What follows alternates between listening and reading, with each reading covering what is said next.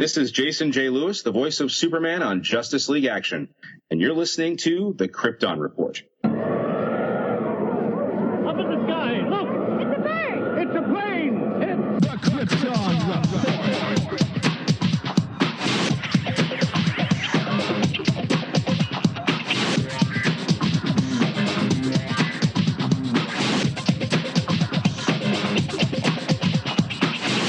Welcome to the Krypton Report Podcast, presented by the Southgate Media Group.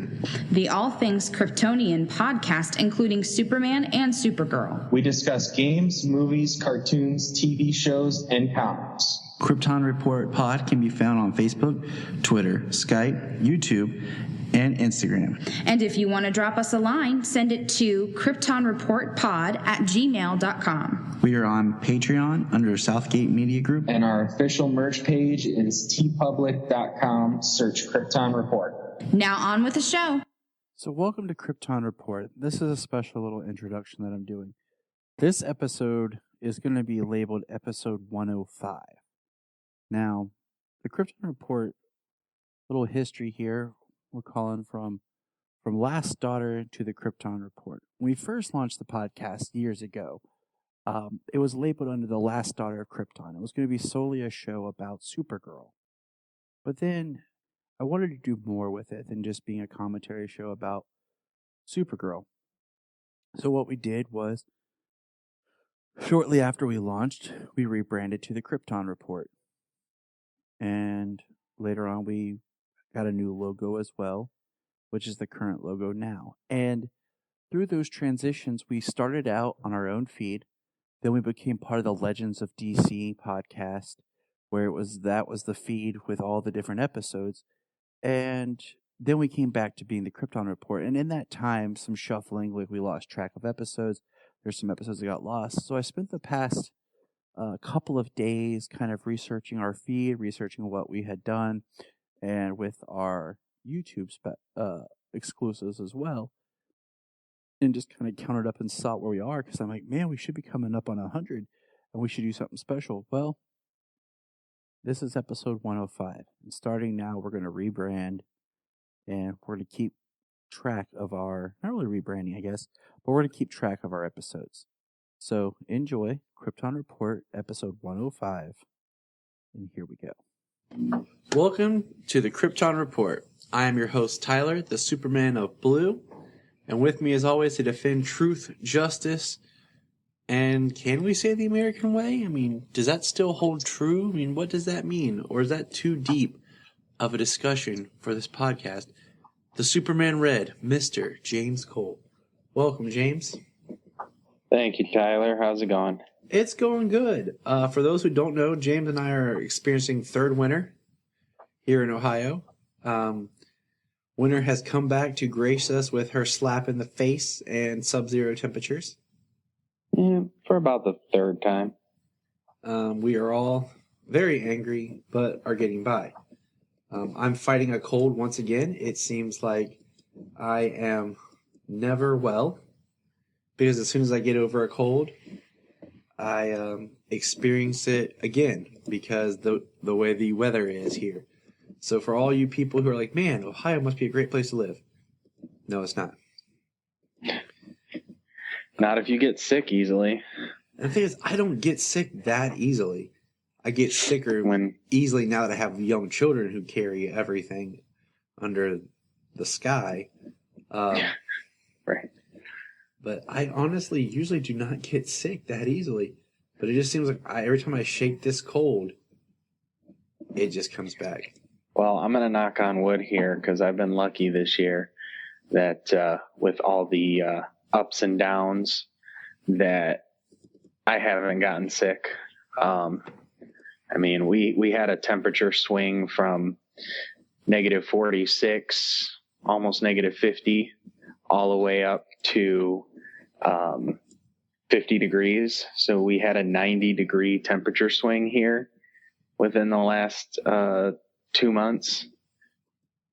And then, yeah, I mean, we easily jump, 30 degrees in a single day. So single bound, James. Single bound. Yes, in a single bound, like leaping tall buildings in a single bound, or, like 3/4 of the way up and through the side of it. Which segues into what our first discussion point is for tonight. Our first discussion point, ladies and gents, is they released Shazam trailer number 2. And finally, I'm loving the way this movie's marketed. It's definitely like the anti-BVS marketing. I feel like BVS gave away everything. I think if you sit down and cut all the trailers and TV spots together, you pretty much almost had the entire Batman-Superman fight. But Shazam is just like, no, we're not going to show you everything. And even when they do show us more, they just show us little bits. They might show us like a few more seconds of the same scene. It's great. Right. I love it because like I'm already Well, you sold. see what like I'm already sold. Right. Would you see or at least hear about Sandberg saying that just to be patient and about people complaining like, that's it, we've seen most of this, and it's like, well, we don't want to give everything away, and it was like #doomsday. Yeah, and I don't blame him. I mean, because all honesty, we know nothing about Savannah, what he plays into this, what's going to happen with anything else. We don't know. And I'm okay with that. For once, I am really okay with it because I am tired of like kind of going in knowing everything. And I want to go in blind, as much as I possibly can. Right. Yeah. Well, one, just real quick, we know that the length of the marketing just to try and keep it in people's minds was one of the detriments. Under wraps here. They don't want to overlap or get swallowed by Captain Marvel marketing, as well as we know as soon as that comes out, Endgame, because Captain Marvel is out, like Endgame marketing is ramping up because then it's only 2 months until that. And if they didn't market Shazam right, it would easily get swallowed up in that whole thing. I think unfortunately, Endgame is as anticipated as Infinity War. Oh yeah. So and it has every right to. It's earned that. Of course. And I'll tell you right now, I have, first of all, the movie sucks or we have a problem because it's a female superhero stuff. That's old, people. Let's get over that. Okay? That's like something that they would have said back in the 50s. Wonder Woman was a great film. The problem is they haven't put like talent and really tried to do a good superhero female film. Catwoman was atrocious, and most of that is geared towards the fact that I don't even know what it was we saw. Like, that wasn't Catwoman. That was like the Crow with cats. And Elektra was pretty bad too, but it was better than Catwoman. Was the first, like, we're going to try to do a real female superhero film. And then even that, it just didn't work.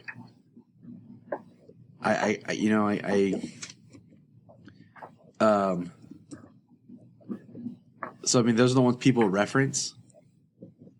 And all I'm saying is, Wonder Woman was great, but Captain Marvel, it looks like they're trying too hard. Like, they're trying to oversell it that she's overpowered and a super, like, the strongest superhero ever.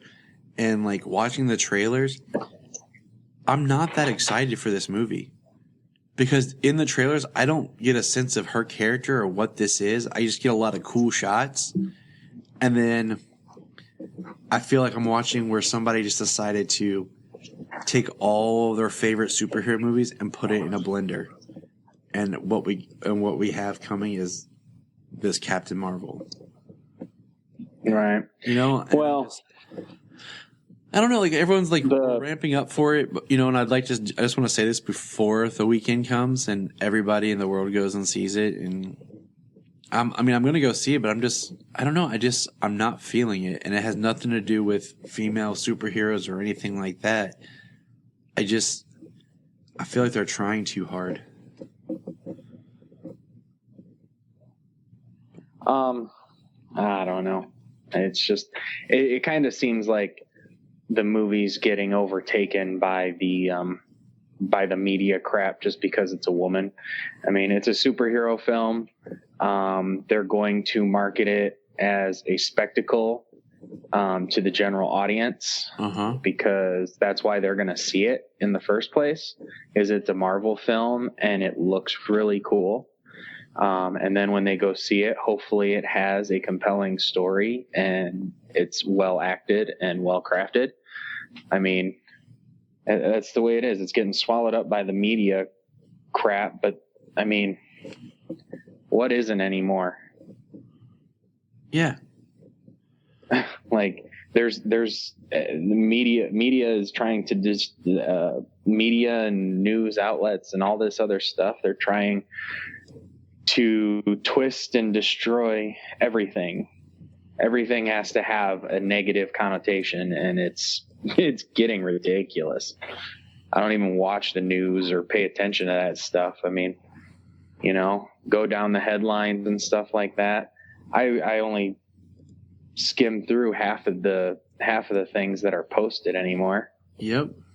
You know, unless it's something confirming a news item that we need to discuss or that I'm interested in, I don't even bother reading half the stuff anymore. Oh man, see, that would be a perfect segue for the other thing we want to touch on, but we haven't finished up with Shazam yet. So Shazam looks awesome. You know, we got to see Shazam run. We got to see a little bit more of his power. Yeah, that super speed effect, I think, actually looks pretty cool. It looks like a great, fun movie. And I can't wait to discuss it more with you. So. Yeah, I can't wait to see it. We are under a month away. Or exactly a month away. Something like that. Exactly. Very close. Yeah, I thought it was the 5th. So. Because Hellboy is the 12th. And Hellboy.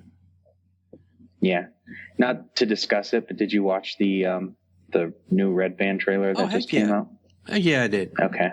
My best buddy Devin is like a huge Hellboy fan, and I've read a lot of the BPRD stuff, like the side stories. That's more about BPRD, and I kind of wish they would take Hellboy and someone would kind of structure it like, all right, we're gonna do a Hellboy movie, but then like a BPRD TV series or something. Like we're just gonna kind of try to keep expanding this stuff, you know, because there's a lot to his universe, you know, and I feel like he's just not getting. They're not taking the property where it could go. So. Right. Well, I mean, I do enjoy the fact that they are making it a rated R movie. Yeah. As opposed to PG-13, even though I loved the Ron Perlman movies, they were really fun and they were good. I definitely think a character like Hellboy and the supernatural involved, the drinking, the smoking, you know, lots of guns and weapons. And I mean, yeah, it could definitely be taken much farther. I haven't read any, but I actually looked some up, so I'm going to start reading some soon. Cool. Yeah, man, it's totally worth checking out. Hopefully start from the beginning. But let's dive into some Supergirl here. And this episode... what? Oh, we didn't even talk about the Shazam trailer. We just talked about Shazam. That's true. All right, let's jump back to the trailer. I mean, not a whole lot of new content in the trailer, just more some extended things, you know, the Rock of Eternity, the Wizard, some more superpower type tests and whatnot. Oh, dude, my favorite's when, like, I don't know why, but my favorite's when he flicks, like, the metal trash can. And it just goes, like, flying. Right. Crumples like a tin can. I love it. I don't know why I do, but I just, it's my favorite. And I guess because it's shot and it looks so real. Right. Isn't the ATM scene from the New 52 Johns? Yes, it is. Okay. I thought I recognized that. And they do the same beer scene, which is funny with Freddy standing behind him. Looking surprised and shocked. Right. What is this Captain Sparkle Fingers? Like, that is such a generic and ridiculous name. I feel like that's the big takeaway from this. Did you see the online poster where it said Captain Sparkle Fingers? Well, he's got to keep his captain somewhere. Right. And Batman makes a little cameo in here. Dude, I watched the trailer twice this morning with Solomon because he was like, "Daddy, let's watch it again." I'm like, "Okay." And he's like, "Hey, that's Batman toy." And I'm like, "Yes, buddy. Yes, it is." Right. I do like the fact that, you know, he's a 15-year-old kid with superpowers and he's going to make mistakes like the bus and everything, or, you know, trying to leap a tall building in a single bound. And just crashes through it. And you hear him like, "Sorry." And I like how he's kind of like he's in the light. You know, if you look, like he's during the daytime, there's people around. He's not flying away. He's not hiding. You know, we do see him. It looks like he saves Mary. Yeah, that's what it looks like. Because we get the line where she says, "You're him. You're the hero." Yeah, the family, the kids.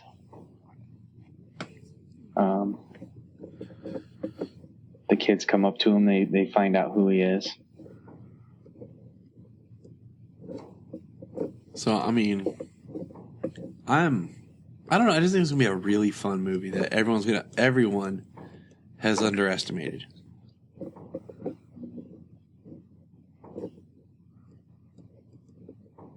And, yeah, it looks fun. I'm looking forward to seeing it. You know, next DC film comes out soon.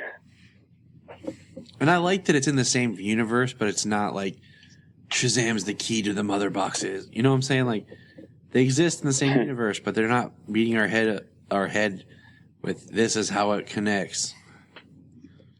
Yeah.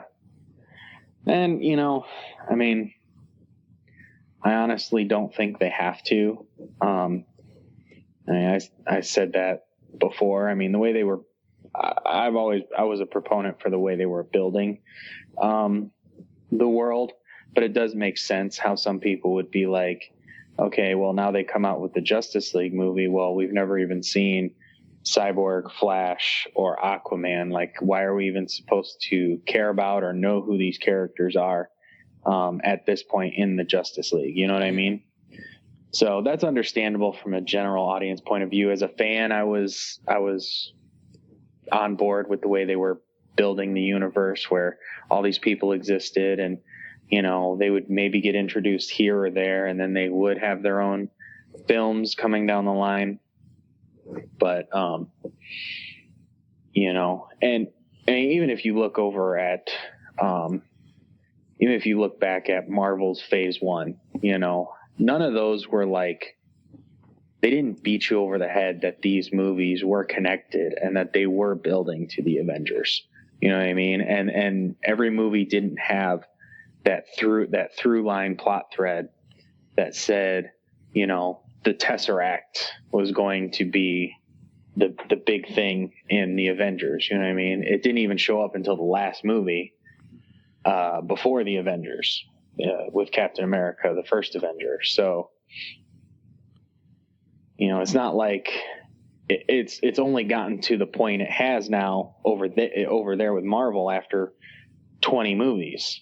Yeah. That it got to the point where everything is now there are threads that connect all the way back to the very beginning, but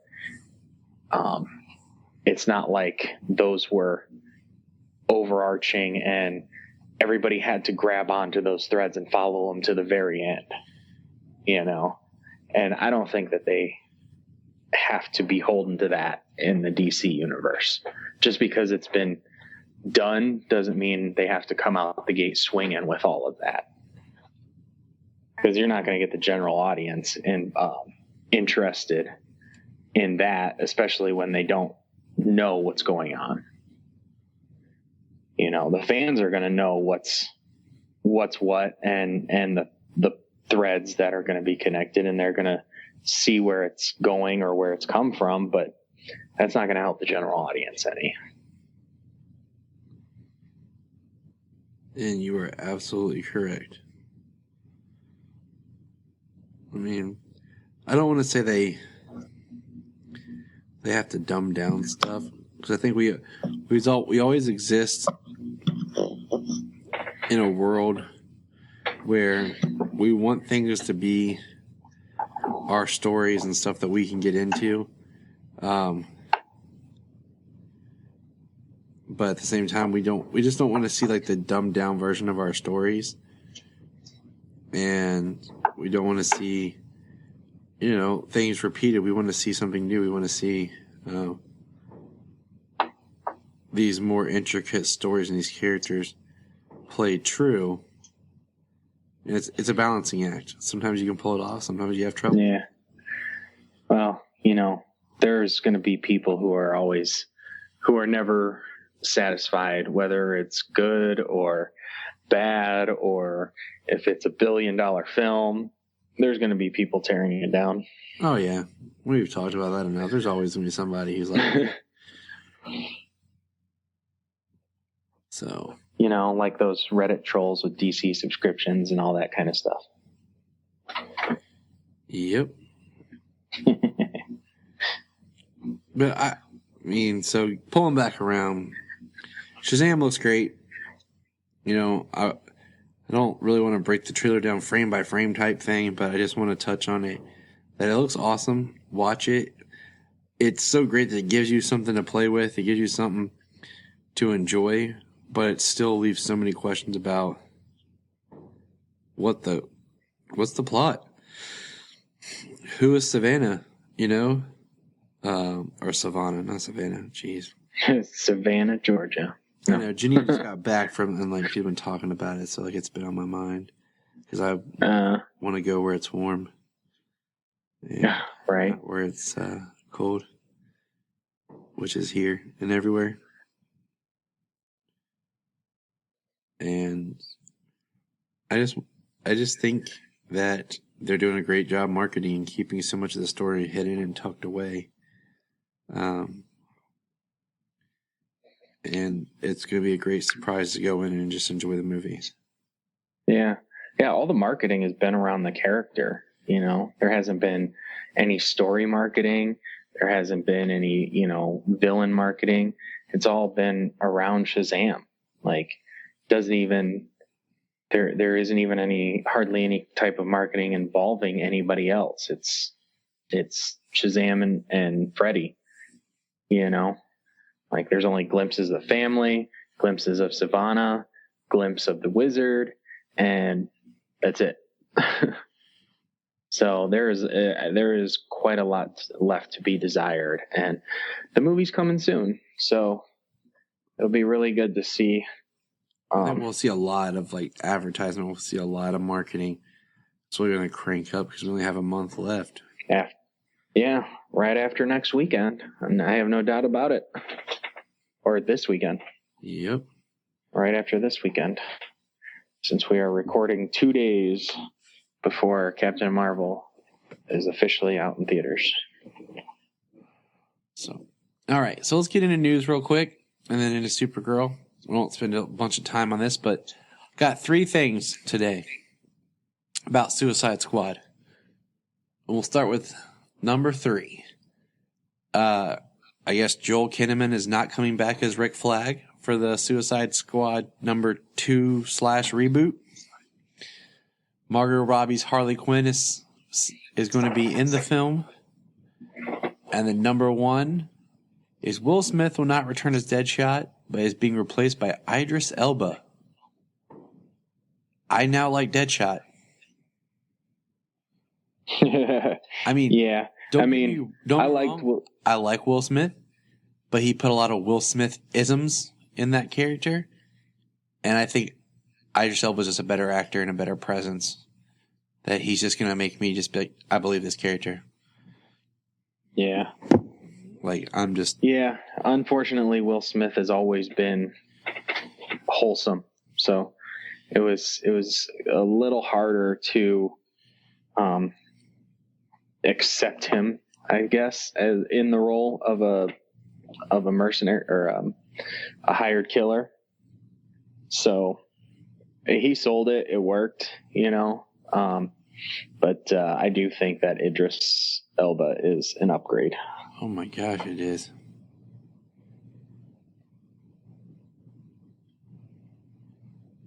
So. And I mean, that's just. Yeah. The next thing I want to ask you, just involving super news, we have Superboy cast for Titans season 2. Yes, we do. I haven't seen him in anything, and he doesn't have a very long list of anything. And he's from Australia, but we're getting Superboy in Titans season 2. I mean, he looks good. Awesome.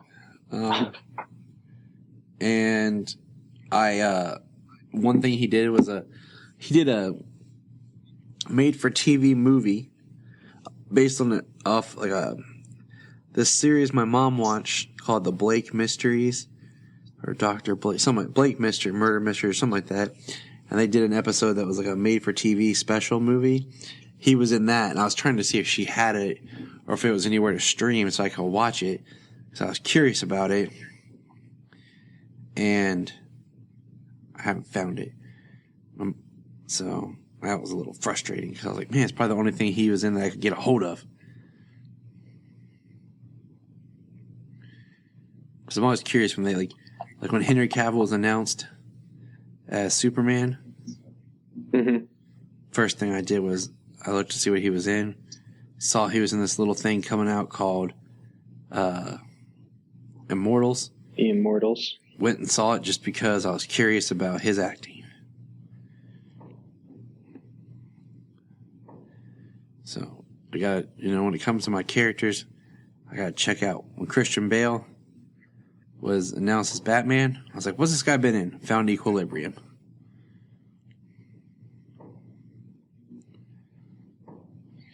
Right. So yeah, you always want to see like what kind of chops that people have, when they're coming to play a character that you want to see on screen. You want the actor to do the character justice.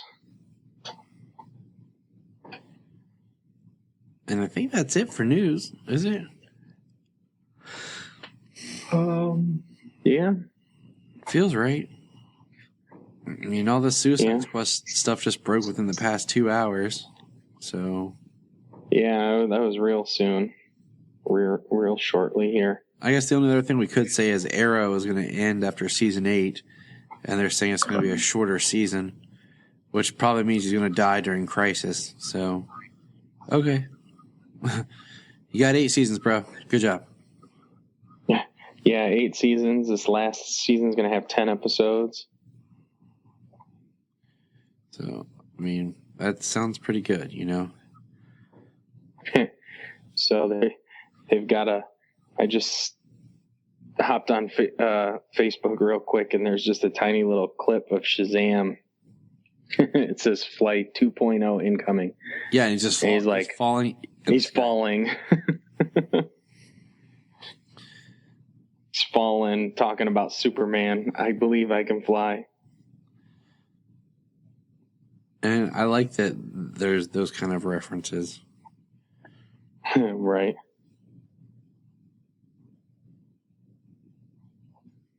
All right, so let's move on. Supergirl. James, I'm going to let you take the lead here, talk about the episode and what your thoughts were, and just kind of take the lead on what this episode was about. Okay, well, this is Supergirl, Season 4, Episode 13. What's funny about truth, justice, and the American way? Basically, Action Comics 775 brought into the world of Supergirl. They bring the Elite into this episode with Manchester Black, Menagerie, the Hat, and the, how do you pronounce that? Morai, that's it. Morai. So instead of the other fourth guy, they have a Morai on the Elite team in this episode. I really enjoyed this episode for a number of reasons. So it's just I don't know, as we go along, we can touch on a lot of them. Let's talk about the Elite. So Manchester Black is in prison after trying to kill Ben Lockwood. And he's got purple hair. Which was the last time we saw him. Yes, and he has purple hair. Which, what's the actor's name? He asked how we liked the purple hair on Twitter. and we said we loved it, and he liked our tweet. Excellent. Just feels good to be acknowledged. Oh, of course, absolutely. Well, he's been doing a great job as Manchester Black. I really hope that he gets powers. This season. That's skipping ahead in this episode. I'm glad that this wasn't like a one and done with the Elite. Yeah. Because I feel like that would have been like a huge slap in the face. I like this episode. I don't feel that it earned the title. What's so funny about truth, justice, and the American way? I think this episode should have been something called like The Elite. And then there should have been one that came out later. Because we built to the ideology. Because, I mean, that's really what that story is about. It's the ideology of what Supergirl stands for. Well, Superman in the book and in the film. Yeah. Versus the Elite. Well, they do challenge that. I just feel like it was so underwhelmed. I mean, it was so underplayed. You had a lot of side stories. And the big thing to that story is at the end where Superman releases and shows them about their way. And I mean, I'm hoping that's why they they'll have another episodes like Supergirl versus the Elite where it's just her versus all of them. Because, in this one we saw he's got the Elite, she's got her super friends. We had Brainy, Dreamer, and Martian Manhunter. John. Joined her to help fight the Elite. And Manchester, I really want him to get powers. Because I feel like he needs them. He's smart, but he has no powers. And why would these people with abilities want to follow him? Yeah. I mean, he's formidable without powers, but like in this episode, they really did. I think I would say that it earned the title just for the fact of what goes on in this episode and the way that they challenge the government and the way that they challenge Supergirl and her ideology. The elite go from military base to military base, killing soldiers and people who, and children of liberty, who torture and kill aliens. Yeah. So, they are doing, it's not right what they're doing, but they are standing up for what's right, seeing as obviously, being tortured and killed just because you're an alien, they are still sentient beings. And in this season, they started and aliens had rights. And now as the season progresses, it's like, well, no, human rights are different than alien rights. Yeah. And they are still beings and people, it's just, it's segregation and a lot of stuff that's been dealt with in the real world. So, but the way that they challenge her, they openly challenge Supergirl, in front of the public, in front of the cameras. And then the fact that the president is not on the up and up. He went around protocol and developed this satellite that is going to destroy any incoming alien craft that gets near the Earth. So it could be innocents, refugees, not necessarily any beings of threat. They discover this, the elite discover this, and pass the information along to Supergirl, which then, it goes down the chain to the DEO, to Alex, and even to Haley. And then the way the president deputizes Agent Liberty as deputy of alien affairs. Yep. Or something like that title. So the president is not on the up and up. And I forget, there was something else too that he did that wasn't in line with ideals, definitely showing that he has his own agenda and is kind of not going through the proper channels. Oh, no, as it were. He's not. Well, the elite, they decide to fight back against the president of the United States as well. They set the satellite to target and destroy the White House and everybody in it. So that's when Supergirl and her super friends have to do their thing, fight the elite, as well as try and, save the president and stop the satellite. Which kind of brings me to Alex in this episode. Since Alex has had her mind wiped, she's been a different person. Yeah. For the most part. She had lost her compassion towards aliens and things like that. I am actually glad to see that compassion back in this episode, because I kind of thought this before, and really since I watched this episode, a lot of her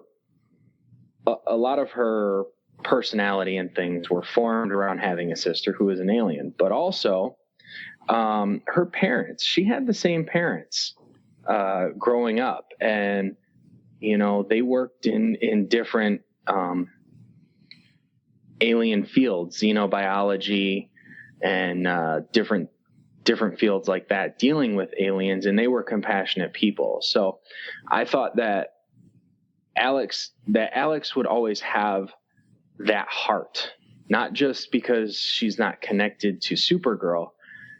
So it kind of, to me, it seemed it worked for the story, but to me it did seem, especially after this episode, it seemed out of character for Alex to be as cold as she was, because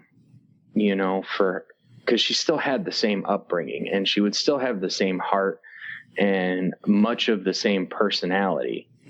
I agree to a point, but the problem is how much of that upbringing, like in her formative years, was with her sister being an alien.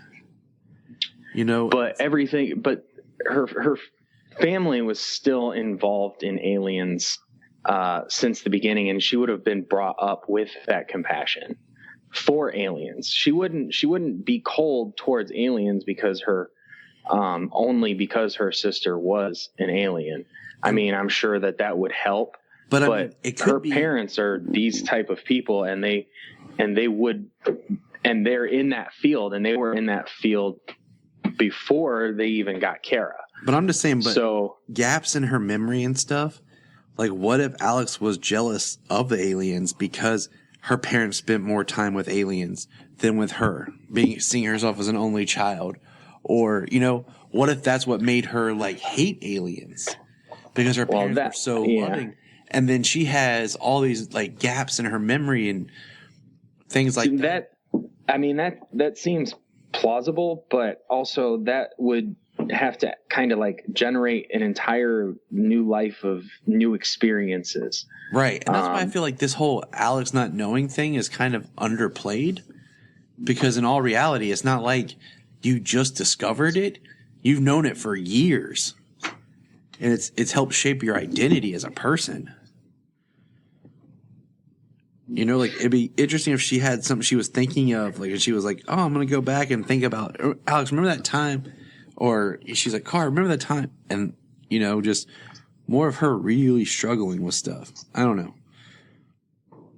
Yeah. So, I mean, it was nice to see her back to form in this episode. And she still didn't know that Kara and Supergirl were one and the same, but she was definitely back to form. She had compassion for the aliens. She had morals. She had her standards, which, she decided it was the right thing to do to go to the military base at the time of the satellite launch, because she doesn't believe that was morally right. And that's when she brings it up to Haley afterwards, and we find out that the president had made this decision by himself and spent billions of taxpayer dollars on this. When it wasn't even brought through the proper military channels. Yeah. I'm sorry, but how do you just misplace or just hide funding for, billions of dollars? Right. And then her interactions with Lena, it was actually nice. We saw Lena take the government contract. And it kind of made her seem like she's going down that bad road. But this episode kind of put it in perspective that, she's not giving them the procedure. She's only giving them product. So she has a line in the sand that she's drawing and saying that she doesn't trust the government, and then her wanting Alex to be in on it. Their interactions and the way that she talks to Alex and tells her, what the stipulations of the project are and what she is doing. That she's not coming up with the procedure and she's not giving it to the government to be able to just create their own superhumans. She's using the government funding to further her research and just give them the product of her research, superhumans, but not not giving them free rein to create their own, which could obviously easily get out of hand. Agreed. Now, I do have to say, one thing, Alex's interest in Lena, I wonder, will Alex volunteer to be a test subject, or will she do something to give herself powers? That's one of my thoughts. The most ironic part in this episode has nothing to do with this episode, but in one of my classes, I just had to study the scene from Heat where they're in the coffee shop. And the night before, so Saturday night, I watched Heat. And then then Kara references, what are we doing? The scene from Heat? And I was like, wow. That's like a deep pull. I know. That's why I was just like, wow, this is I put in my notes, the president, the way he acts, this is how you end up with Injustice Superman. And I wonder, will the president pardon Lex? Well, that would be what helps bring Lex Luthor out, is he gets a presidential pardon. Now, one big thing that happened here in this episode was the Hat gets Brainy's Legion ring.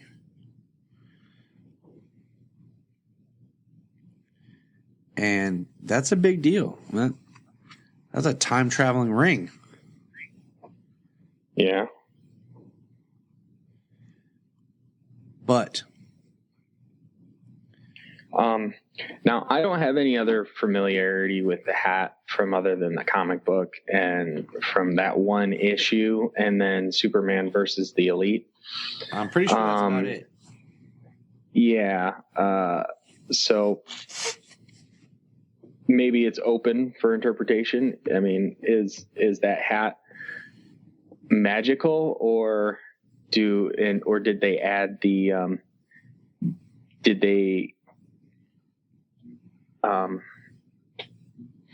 add the fact that it's that it harnesses fifth dimensional energy? I thought it was magical. Oh. So I don't know. I mean, it seemed from the movie, from Superman versus the Elite, and from the comic, it basically seemed like magic. No explanation given, but them actually giving the explanation in this episode that the fedora harnesses fifth dimensional energy, which, that's mixes Pidlick and Batmite and all that other jazz that, fifth dimensional energy, it has no limits, they have like omnipotent power. So, I mean, that kind of gives it, I don't know, it gives it something unique maybe for the show, but, I like that they still brought up the fact of, that the fifth dimension is out there, that's still folded into the mythology here of the story, and kind of already gives a, something that's been introduced into Supergirl already. So they don't have to introduce magic into Supergirl. Well, I mean, kind of separate season. Has been there. Exactly. And they discussed in that episode about fifth dimensional objects and the powers that fifth dimensional beings have. So, they were able to use that, something that's already established in this continuity, so that they're not introducing magic into the second part of this season. I agree. Because who wants Supergirl to, be the season of the witches?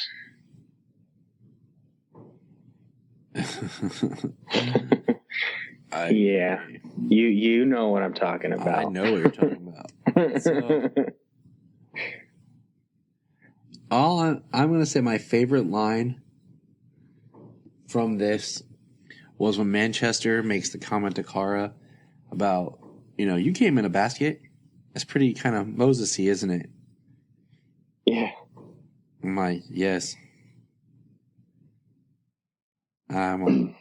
It's you know what? It's nice to actually have them do a Jewish poll. Yes. For Superman, because that was like literally the inspiration. The baby in the basket sent down the river. I mean, Old Testament heroes, Moses. That was one of the the iconic story ideas that gets lost in the modern interpretations. Yeah, since it's all about this Christianic and messianic figure these days. Stupid people. But what would you rate this episode? I had a lot of fun with the episode. I had, I thought all of the characters were true to form, and did quite well. It was good to see. We didn't even talk about Agent of Liberty except for being deputized. It was kind of good to see him kind of be like the government guy in front of the cameras, and then kind of revert back to Agent Liberty when he beat that guy senseless for challenging him,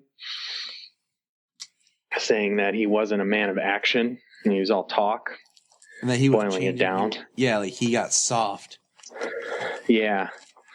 And, he hurt that dude.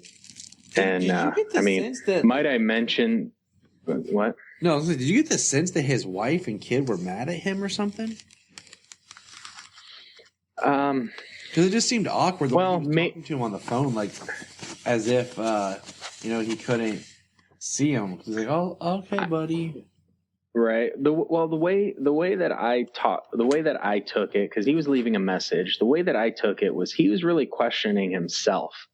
When he was talking to him, the way he was talking and the way he was asking questions, it sounded like he was questioning himself and trying to, find out from them, if he's doing the right thing, if he feels like he is doing what he should be doing at this moment. That's what it felt like to me. It didn't feel like he was mad. I can see that. Or they were mad. I can definitely see that. Because I was kind of like, did I miss? Because I watched the show because Solomon, he wants to watch it too. But yeah, at sometimes he'll just like go crazy, and I'm, if I don't get a chance to rewatch the episodes, I'll miss little things on my first watch. So I was like, did I miss something? Like, yeah, that's the way that scene struck me. And might I mention the guy who is talking down to him, like saying he's gone soft, and then gets a beat down on. He was from the second season of Smallville. He was one of the college guys in the coffee house that tried to assault Lana. Well, of course they did. Hey, look, you're hot. We're gonna beat you up now. Right. So that's what we do, bro. Yeah. So yeah, I liked everybody in this episode. I mean, like I said, I liked Lena. They kind of put her in perspective, especially the way that it ended last time. Kara was good in the episode. Alex was really good. Jean was good. David Harewood going, with the inner conflict of being a manhunter and trying to honor his father. That inner conflict was really good.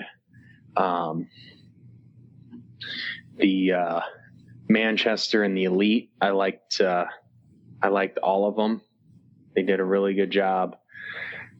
Dreamer, Brainy, I know I'm missing somebody here. Jimmy was the one that got the smallest role. That's the one I was thinking of. He's working with that reporter to open up that, the stuff about Lena. That he told her that her person probably had it wrong. Now he's like, hey, let's look into this. Yeah. Well, he let his emotions cloud his judgment for being a reporter. and telling her to bury what she had before, basically in not those words, telling her it was nothing, but basically burying it himself. And now he doesn't have that emotional attachment. So as a reporter, he's doing what he probably should have done to begin with. Hopefully it's not, for the wrong reasons, because they're not together now. You know what I'm saying? Cause that conflict for Jimmy. Perhaps it's just being a true reporter again, without the emotional attachment to the story. Yep. Although it's kind of hard to see why he wouldn't have emotional attachment, positively or negatively, with it dealing with Lena and the Luthers at this point. So that may have that may cause some issues in the future. But you asked me to rate the episode, and I would give this episode 9.5 out of 10. And the last thing I want to say that was really positive, that I really liked, I am so glad that they brought the spacesuit back in this episode. It wasn't just for one episode early in the season. She tossed her the spacesuit.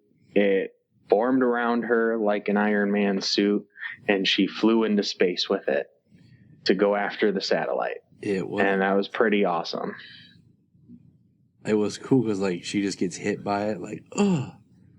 And it's just, Yep. Which was really cool. The suit was cool. The effects of her flying into space and then stopping the satellite from destroying the White House, but also her hesitation and then her ultimate destruction of the satellite, and then her discussion with Jimmy, where he asked her about the story that was going on, and she used what she just went through with the satellite as morally, is it right or wrong, and are you doing it for the right reasons? And her explanation that related to Jimmy's issue with the issue she just dealt with, it was some pretty good dialogue. So yeah, it was a very strong episode and very enjoyable. I really like this one. I really liked Manchester a lot in this episode. He's just a character that I've really come to like because he gives a different perspective, and the actor really brings a lot to it. So that definitely, kicks it up more.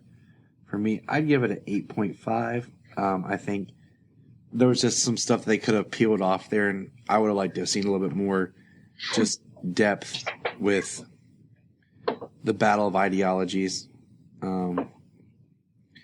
For what I would have liked to have seen. But, nothing bad. Right.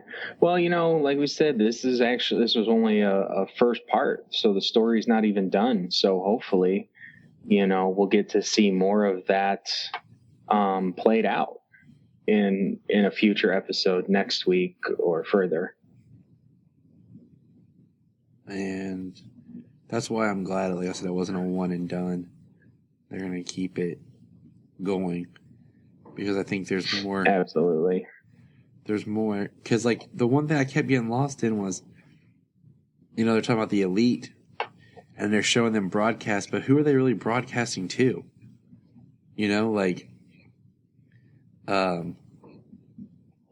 They said the world. Yeah, but I mean, like, people who are just, like, love aliens. Because, like, in the book, it was like the whole world was tired of these criminals and these politicians fighting and all the death toll and just wanted them to be, made to get along, so to speak. And that's when the elite just basically, that's what they did. They took out bad people, And yes, aliens is bad, but would everybody agree to that? You know what I'm saying? Yeah. Well, I mean, I guess if they were broadcasting to the world, I guess there would be like,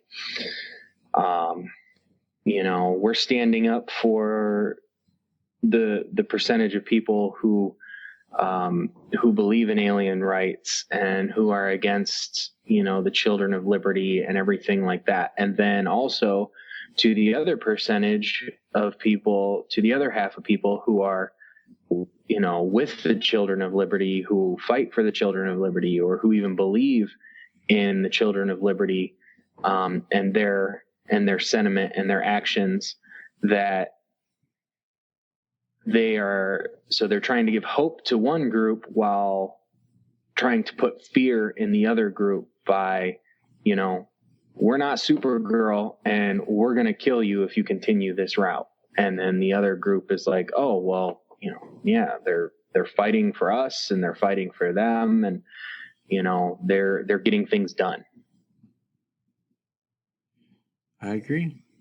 Kind of the same sentiment, getting things done as was in the book, and Superman versus the Elite. But yeah, I think that's more of probably what they were trying to get through by broadcasting to the whole world, give hope to one group and put fear in another.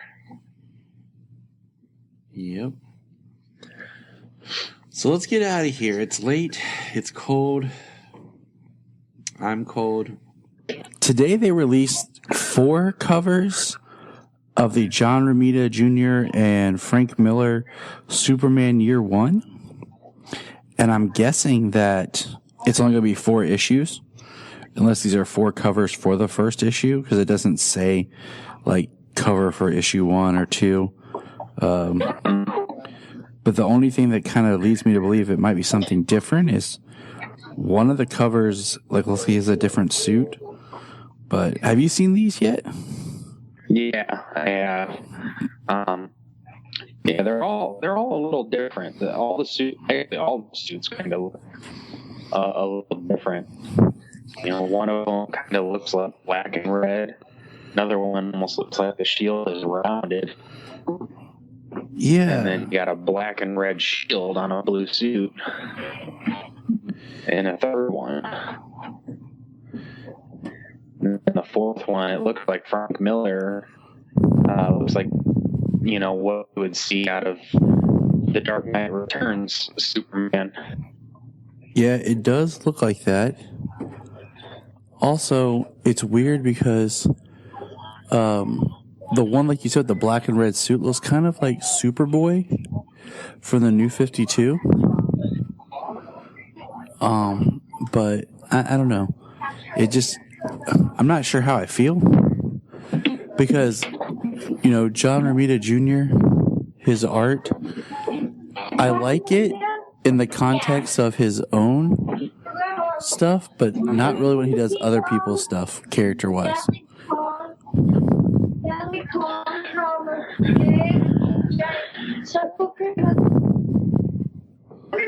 I mean, out of many artists, he's not one I'm highly familiar with. So, I mean, the covers look pretty good. I mean, I'm interested in the story. I want to see what, Frank Miller has to offer Superman, plus it being Black Label. So, yeah, I mean, that intrigues typically me. Considered a mature line of books. Oh, you sure about that? I mean, you sure? What happens if we see Superman's penis in shadow? I mean, is that going to ban the book? Yeah, they showed Batman. Couldn't imagine what people would do if they did Superman.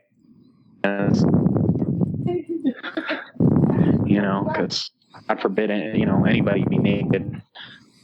In an adult book. Good thing Dr. Manhattan's not in this book. I know, right?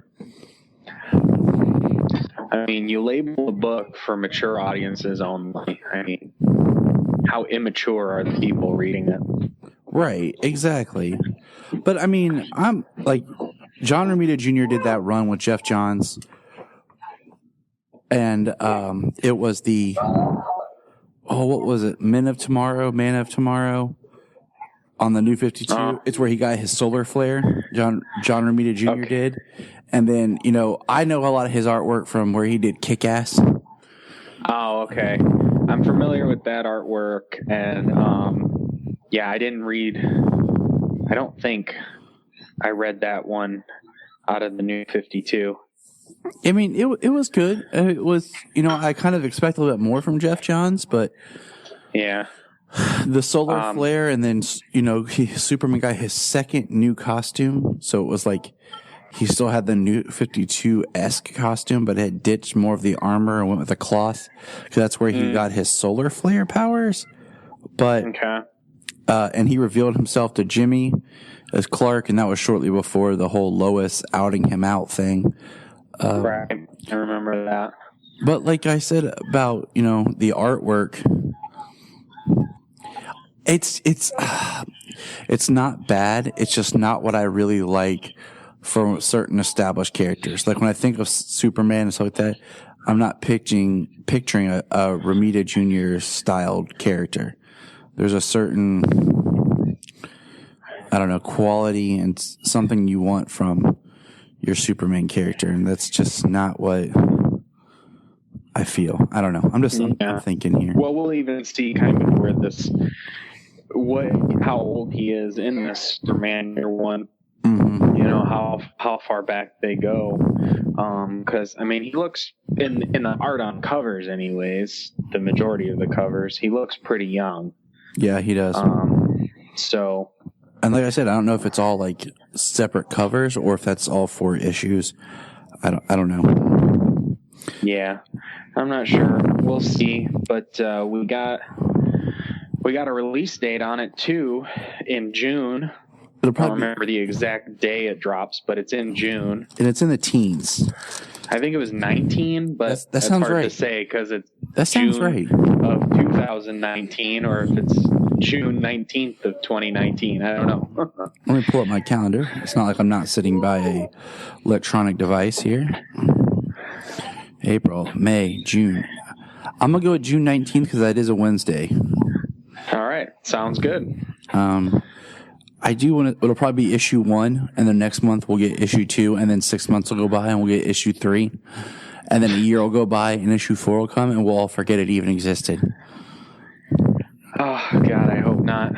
Much like last week. I mean, they do. But just like, last week we got Doomsday Clock number 9, and it's like a really big. Which was awesome. But then I thought back, it was November of 2017 when Doomsday Clock 1 dropped. And I'm like, has it really been that long since Doomsday Clock started? Oh my God. Because I had to look it up because I was like starting to forget when this started, and I was like, man, that is a lot more back than I realized. Yeah, I mean, if that book would have come out and it'd be done by now, if that book would have come out month to month like it was supposed to, and they didn't keep putting it back, and delay after delay, I mean, it's still great, but it would have been like a pretty epic storyline, bringing the Watchmen in, attaching Dr. Manhattan, I mean, with this issue, I mean, the wave of his hand and what he did, and what is left to come from Doomsday Clock. I mean, and I'm sure it'd have been pretty epic. The thing with Doomsday Clock that's killing me, it was supposed to be a big deal to reveal that Dr. Manhattan created the New 52. That was teased at the end of the New 52 into Rebirth. That was teased at Rebirth. And then throughout Rebirth, there was a here and there. Then Doomsday Clock was supposed to hit and finish it all out. And I feel like we've just been strung along and teased, and they've kind of passed the Rebirth storyline and are back into just, the comics. Yeah, it's now just DC Universe. It's and Rebirth should have concluded with the conclusion of Doomsday Clock. And then into, Universe and everything. So it's just kind of like, oh, man. And I feel like, Superman's the pinnacle character where it was his story. And we just kind of got lost, behind. And I just don't understand. I want to know the times table. If you have this story and you're going to print, okay, when you print the first issue, where are you? Because I would almost expect, like, okay, Jeff, we're going to start printing Doomsday Clock. I have all 12 scripts in. Good. Writing's done. All right. I got 4 issues, 5 issues, art done. Awesome. We're going to print, you know? Yeah. So, I mean, I just kind of wonder what their schedule and times table looks like. So that they do, when they do get behind, it's like, who's lacking? Right. Well, I mean, I believe I'd heard that, Gary Frank was saying that the art was taking longer than necessary, or not necessary, but longer than anticipated. Trying to keep up with the story, but also who knows if they've changed any of the story along the way. So I mean, I don't know. It just with all the delays, it just kind of seems like it's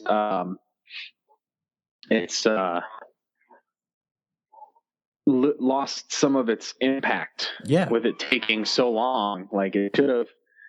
Like I said, it should have kind of wrapped up Rebirth with the conclusion of Doomsday Clock, and then gone into the DC universe as it is now. And I mean, it's still a great story, and I'm sure once it's collected, after it finishes, it'll be amazing to reread in one cohesive story. Mm-hmm. But the impact of the story with all of the delays has just hurt it, I think. I can understand that. I still get it and read it every time it comes out, but still. Sometimes I have to remember what I read last time.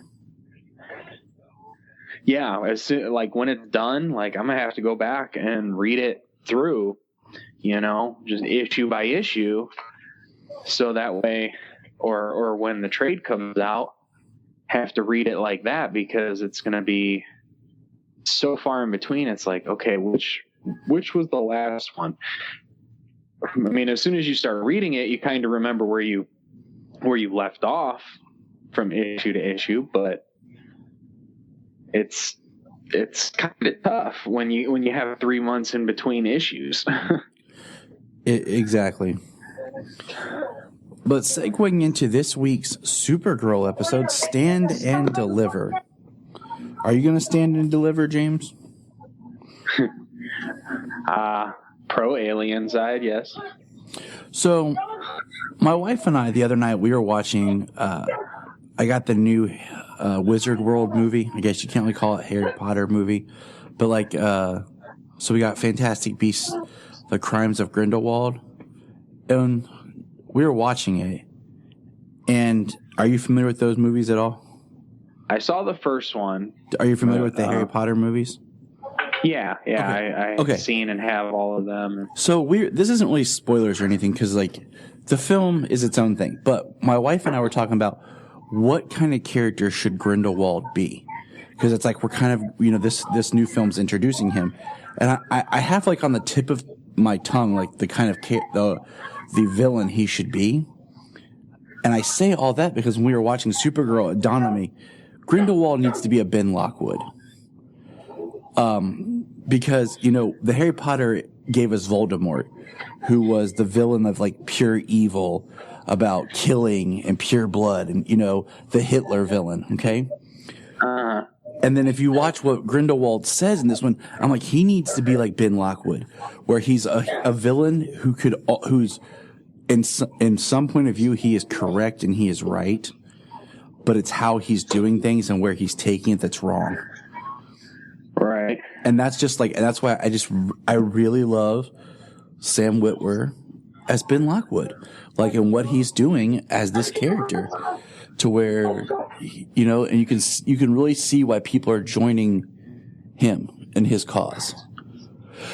Right. So, I mean, right in Ben Lockwood, Sam Witwer still, amazing performances. He, this episode, he's now in a government position, in front of the cameras, in front of the people. And like, instead of being the way he was early in the season on his own show, where he was very charismatic, talking, giving speeches, bringing people over to his side with charisma and well prepared speeches. But in this episode, he's very much, I mean, for lack of a better example, I mean, he's very much like Trump during his campaign, inciting fear and violence. You know what I mean? Yeah. Like, I mean, that is literally what he's doing in this episode. Is he's at his rallies, and he's feeding on and perpetuating people's fears and inciting their violence publicly. And I mean, so we're kind of jumping around here, but I really thought it was neat the fact that Alex was assigned by the president to be his guard, his protector, his personal bodyguard. And it was kind of like her between what is right, what should she do? And I mean, yeah, I mean, you want to protect the person, but man, he's saying some stuff that's just. Yeah. And she ends up strong arming him off the stage and calling him the threat, as opposed to anything that's going on in the crowd. The pro-alien march and the rally to ratify the Alien Amnesty Act, which I really, in a way, like, I kind of want the president to be against it, because I really kind of almost want this to be an evil president, since we're not getting like President Luthor, and like they really have to fight that. Like, give them that villain that it's like they can't punch their way out of. Right. So, yeah. I mean, you just brought up Ben Lockwood. I figure I'd go right down the line with Ben. Oh, I know I love. I mean, I like the idea that the president is on Ben's side. Oh yeah. Yeah. Well, I mean, he appointed him. He's the one who got him out of prison. He even, created the satellite to launch into space, and did it without the proper government channels to spend billions of dollars. I mean, how do you, yeah. How do you just, I don't know, lose track of, hey, we misplaced like $2 billion. Oh, okay, no biggie. Just right it out of how do you, slush fund. Oh, okay. Yeah, how do you how do you allocate $5 billion or whatever, probably of military spending, into a secret satellite that nobody knows, that you're going to launch into space to shoot down alien crafts, friendly or not. And then Ben at the end, like I said, we're jumping around, kind of steps back, and they make the statement about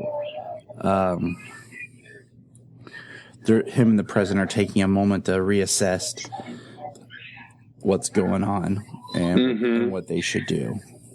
Yeah, and have congressional hearings, as opposed to like straight taking it to the public and trying to, get the public's overwhelming response to say do it and get it done without having to go through the proper channels.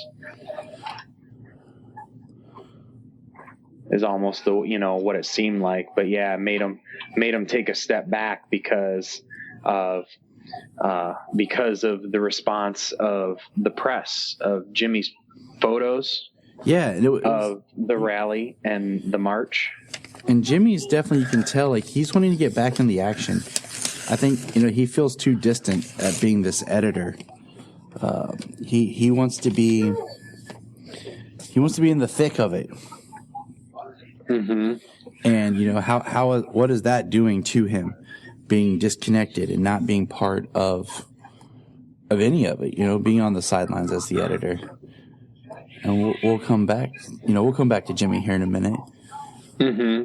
Well, yeah, I'm just Jimmy's pictures and the articles, very much showing the humanity, the acceptance, people helping aliens, because the Children of Liberty and the people at the rally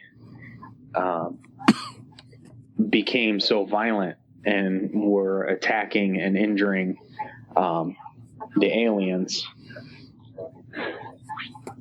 So I'd have to watch it again. I only got the chance to watch it once. Manchester incites everything that happens. We'll go all the way back. But at this point, Manchester incites what happens, and he tries to get the aliens to throw the first punch. Obviously, him and the elite, they get started, they throw the first punch, but I'm wondering if the Children of Liberty and the anti-alien humans were the ones who, threw the first punch before the aliens started to fight back to defend themselves. Oh, yeah. And what I do want to reiterate again, Manchester is a human. Like, he does not have any powers. He is smart, but he is just a human. He is using tech. Like, this episode saw Manchester and Hat at the Fortress of Solitude, and Hat used his magic to get some gloves that could lift Dwarf Star, and they lift Superman's key and got into the fortress. Which was pretty cool. It was pretty cool. It sucked, but it was pretty cool. Yeah. Have a big key. Now, it wasn't a giant key, but it was still a large key, and made of Dwarf Star, so it was still, only Kryptonian basically could lift it, and beyond extra dimensional means. They go in there, and Manchester steals some tech we're not sure of. But the opening scene of the episode is the elite coming out of like a bar, and basically Supergirl, Dreamer, and Jean, Martian Manhunter, they kidnap Menagerie. Like, they lock her up. And which is crazy because there's never any dialogue later where they're like, hey, where's Menagerie? Like, let her go. Mm-hmm. Hat, there's no like, we gotta rescue Menagerie. That's never mentioned. So that's kind of interesting to me that is never brought up, like, really again, like that she's not there. Yeah. They all separate to do their thing and then come back together for the assassination attempt on Ben Lockwood, which Supergirl saves Ben and his, I don't know, cohorts. His assistant, followers. Well, it seems like one of the guys is like his government assistant, kind of thing. But Supergirl and John and Dreamer, they thwart the assassination attempt, and Manchester, the Morai, and Hat disappear. They escape. But yeah, there's no. Oh well, Menagerie didn't meet us here. Where'd she go? And then one thing that bugged me about this episode is Dreamer's like way too good at her abilities, having never really used any and having like one episode of training. Right. Well, I mean, how many weeks has it been? I mean, if we take it real time, 10 seasons of Smallville, bro. 10 seasons of Smallville for Clark to learn all his powers. Okay, and harness them. You know what I'm saying? Yeah. All his powers. But right. you know, so I mean, true. You are right. We don't know the time jump, but still, I'm just like, you know, she's pulling like this portal of energy in her hand or whatever. She's like extending and like using her abilities to make Jean more powerful to find Manchester.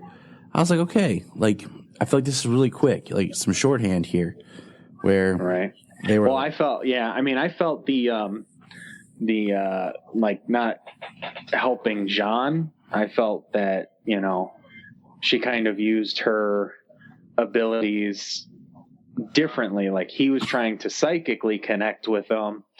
And, you know, however her abilities work, she was able to project to where they were in a different manner. Mm-hmm. You know, kind of like an astral projection. This is true. This is very true. Good eye. That's what it appeared to me. And, I mean, that's fine. You know what I'm saying? Like, I just feel like it's just one of those things that if I was watching all these back to back, I'm like, man, that's a big jump in the character to all of a sudden to be right there at that ability. But it's okay. Yeah. I'm not. I mean, and when you talk about Smallville, you know what I mean? Every time he got a new power, he mastered it by the end of a single episode. Oh yeah. Within a couple of days.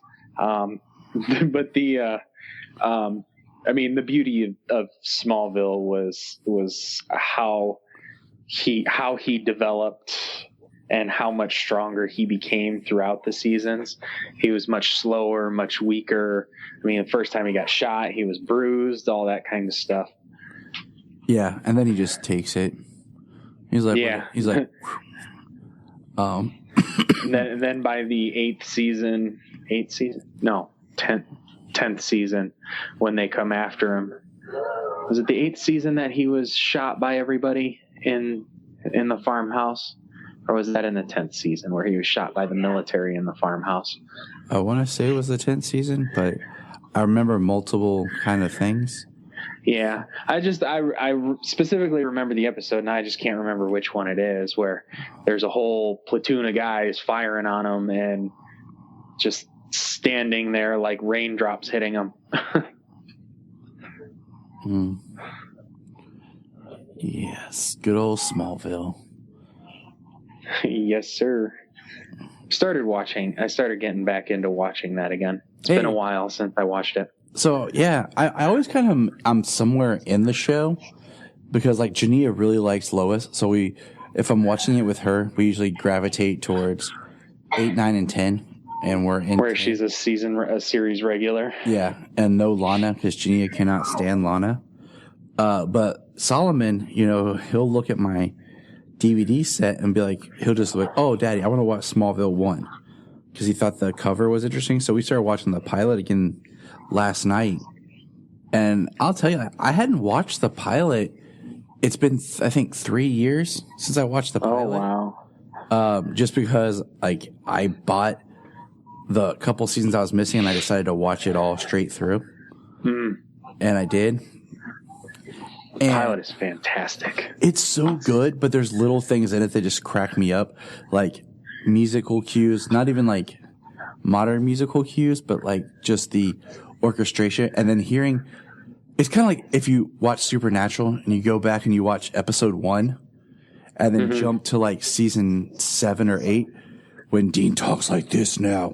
When like season 1, like he like talks in more of a normal timbre, and then his voice gets lower and lower as it goes on. Like that's kind of how I felt like you have Clark, hey guys, hey Lana, and then you have Lex, who's like, I'm Lex Luthor, and then like you fast forward, it's like Lex, what are you doing?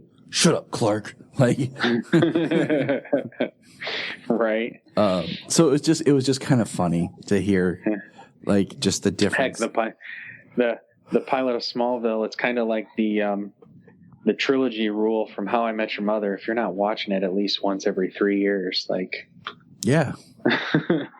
I mean, yeah, that's what I felt like it was time. Like And also, like I told you before, when I drive the kids to my mother-in-law's, there is a cross next to a graveyard by a cornfield that I'm like, man, Junia, we need to stop one night and we'll just recreate the Scarecrow scene from Smallville. I'll just jump up there in my underwear, you'll spray paint an S on me, and I'll just be like, help me. I'm like, and then if I get arrested, it'll be a very weird story to tell people. Right. Like, what were you doing? Recreating the scene from Smallville. Are you going to commit and have her tie you to it, or? Yeah. Well, I think we'll make it look like it because if I'm too tied, if the cops show up, I can't run. Right. Like, I'm stuck. I ain't going nowhere. And then I'll be like, I'll make sure we bring the DVD case with us, so I can be like, look, Smallville. Right. But back to Supergirl. Yes. This episode. Wait, one more thing about Dreamer. I feel like she's a little too cocky in this episode because the character makes a comment about Supergirl's sidekick, and she's like, sidekick?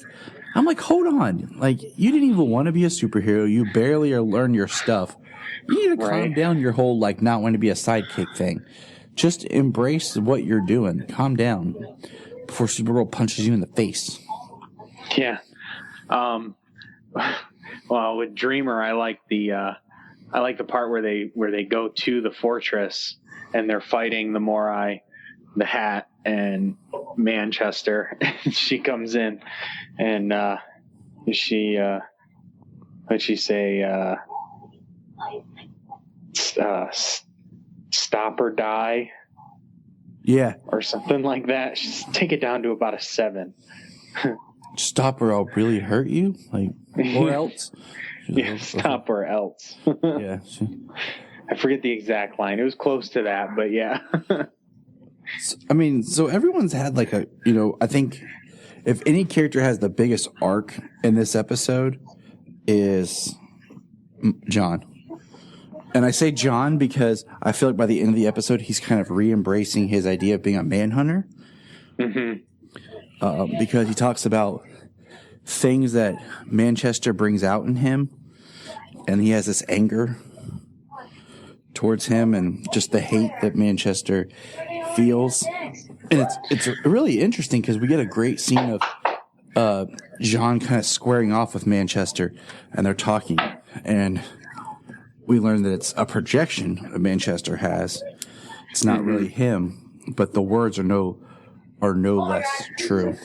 Yeah, he's projected from some of the tech he got in the fortress. He's projected holograms of himself all over the place, and but yeah, he is really pushing John's buttons. Trying to bring out inside of him, what he knows is there, the pain and everything of him losing his family and stuff, trying to get him to embrace that again. Like the pain that he felt when he lost Fiona. But, he's really working him. And, John is, I'll find you, and I'll find you like a manhunter. Mm-hmm. Changes back into Martian Man. Mm-hmm. I'm pretty sure they said that once. I can't remember if it was last season or early this season. I thought it was when Clark and Lois were in there. But I could. So, yeah, I know somebody said that there was a Sun Eater there. So I was like, oh, that's pretty sweet, Dwarf Star Key, Sun Eater. They've got the Kryptonian statues of his parents. Brainy even told Kelex to, what do you say, go smash his head against the cosmic anvil. Yep. Where Clark creates the mini suns for the Sun Eater. Brainy has a nice revelation where we find out that he is the American alien. That's what it was called, right? Yes. Which is interesting because do you remember a few years back when his name just left me. Can't remember the writer, but yeah, there was a Superman story called American Alien. Yeah, it was Max Landis, son of John Landis. Writer. John Landis, the director, Max Landis, screenwriter, wrote Chronicle and everything. He had written a miniseries called American Alien. It's not bad. I liked issue 1 and I think there's like one other issue I actually really liked. The rest of them were just kind of but it made me think of that, just like a callback, like a nod, like if you're paying attention, American Alien. Yeah. As soon as I got the tagline, the poster's name, the poster's ID, I was like, oh yeah, that's a callback to an old Superman story. But yeah, Brainy organizes the pro-alien march against the rally to ratify the Alien Amnesty Act, which, in turn, that kind of brings us over to Haley at the DEO. She's not as bad as she was. I mean, give her a chance, and I'm sure she can be. Again, easily. I mean, she is who she is, but I mean, at this point, she kind of has a job at the DEO, as well as working under the president. But she's obviously seeing some things that aren't right as well. Like in this episode, her concern was not for a pro-alien march. It was concern for the volatile situation of having the march standing across from the anti-alien rally. So it was still more of a concern of the overall situation, as opposed to where she's very much in the past seemed anti-alien for the most part. And so to see her, be more concerned with the situation than the fact of aliens gathering, it was actually kind of nice to see her from that perspective, as opposed to, more of the hateful anti-alien person that she has seemed in the past. Well, one thing is, last episode, like, she was really, really hurt by, I think, more of a personal, when she found out the president had went behind protocol at everyone's back and built that, that satellite and everything. Right. Yeah, like I said, I think she sees that there is other things going on. Probably more heinous things going on behind the scenes than what's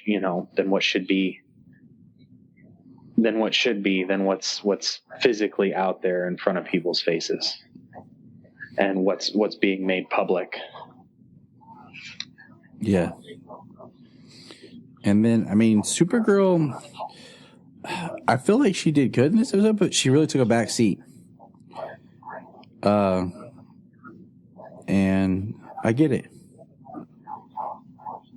Like, sometimes I think it's really good to let the other characters shine.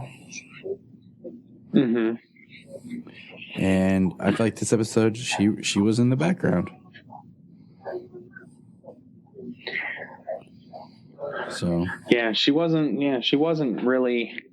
I mean, she had a strong part.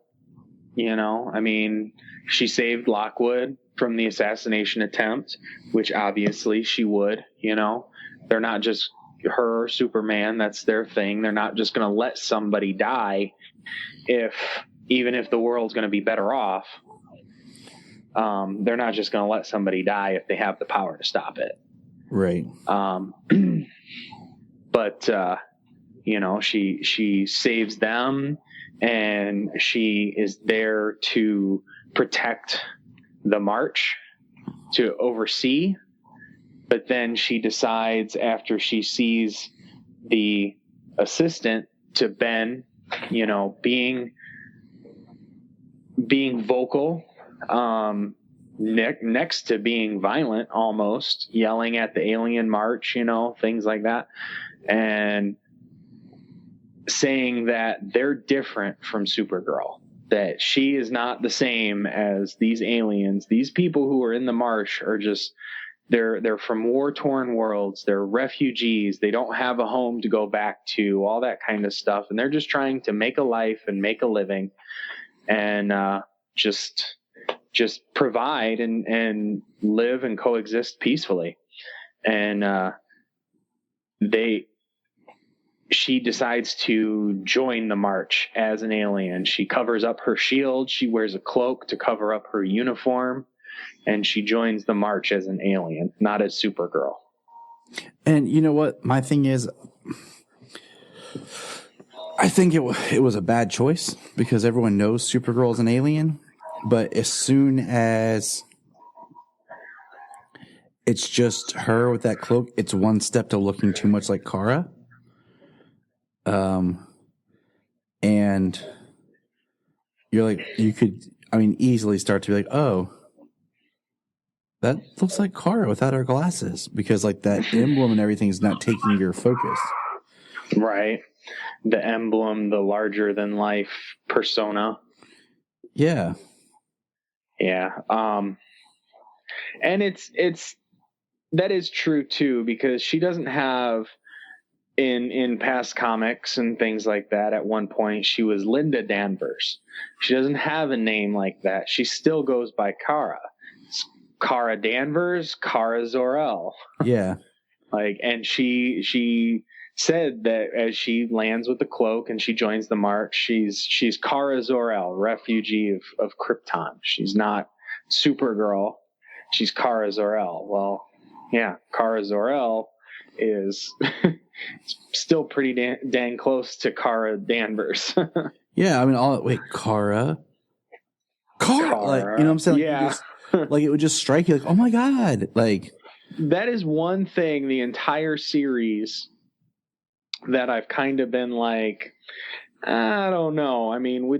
Would she really use her alien given name as her human name and, kind of make it public? Like, yeah, my name is Kara Zor-El. My name is Kara Danvers. And pronounce it the same and everything else. Not like, oh, this is Kara. This is Kara. Yeah. Like they didn't even change that. I always figured that, because it's not like it's Clark Kent and it's Kal-El. Mm-hmm. When he's Superman, his Kryptonian name is Kal-El. He is not Clark Kent to anybody else who doesn't know that he is Clark Kent. He is Kal-El. Mm-hmm. So, but she is Kara. She doesn't have an Earth name. She still uses her alien name. So that has always been a small sticking point. But after 4 seasons, you just kind of, up until this episode, you kind of just go with it. Yeah. It was Linda. She was Linda Lee at one time. Mm-hmm. In different things. And I agree. Like, she needs a different name, because it just, I don't know. It bothers me. But moving on. What else happened this episode? So yeah, just during the fight, Manchester is, he's using the ring, the Legion ring. He flies, he does a couple of things. And he basically escapes into the room with the Sun Eater, and everybody assumes that he's dead. Yeah. Earlier. John can't psychically connect or feel him anywhere. Yep. And then everyone thinks he's dead, and then he appears at the end with the projections, and it was part of his way of intensifying the rally and being that third person. But all in all, what would you give this episode? I give the episode probably about a 7. Some holes, some questions, some things we kind of pick up on where, like the Kara thing, you just go with it until this episode kind of forces you to look at it a little bit. And Yeah, probably about a 7. Entertaining. The good guys win for the most part. You know, they get the people to kind of see that humanity isn't as bad. Humanity isn't Ben Lockwood and the anti-alien sentiment. Which actually, one thing we didn't mention is at the very end of the episode, what happens to Jimmy? Yeah, I wanted to get there. I wanted to leave us on that. So at the end of the episode, what do you call it? Jimmy is happy and is, walking out, and all of a sudden gets, turns because the phone rings and gets shot. And if you watch the scene, it looks like he gets shot in the back shoulder. And then he's just laying there in a pool of blood. So it was like, man, this is crazy. But like I told my wife, like, it looks like he got shot in the back of the shoulder. He'll live. Might be sore, might hurt, he might lose some blood, but he'll live.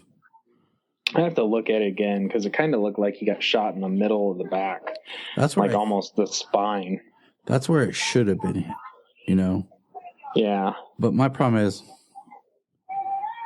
it's not been announced that he's leaving the show. There's too much meta knowledge, So like, oh, he'll be fine because, he's not leaving the show. He's got to be fine. Right.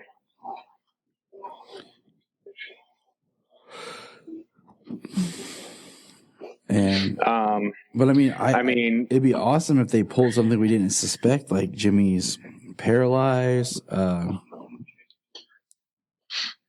Right. That would actually kind of, I don't know, that would be interesting if this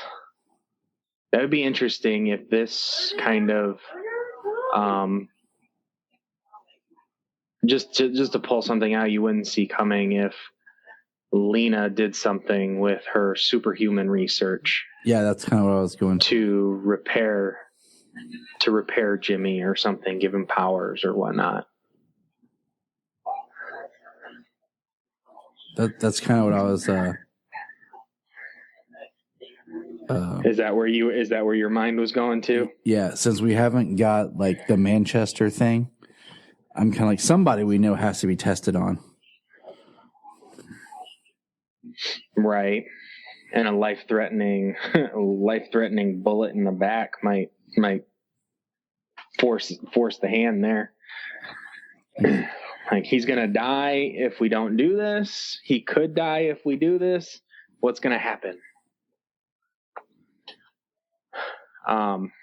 So it'll be interesting to see if that comes up next week, because next week we get Lex Luthor.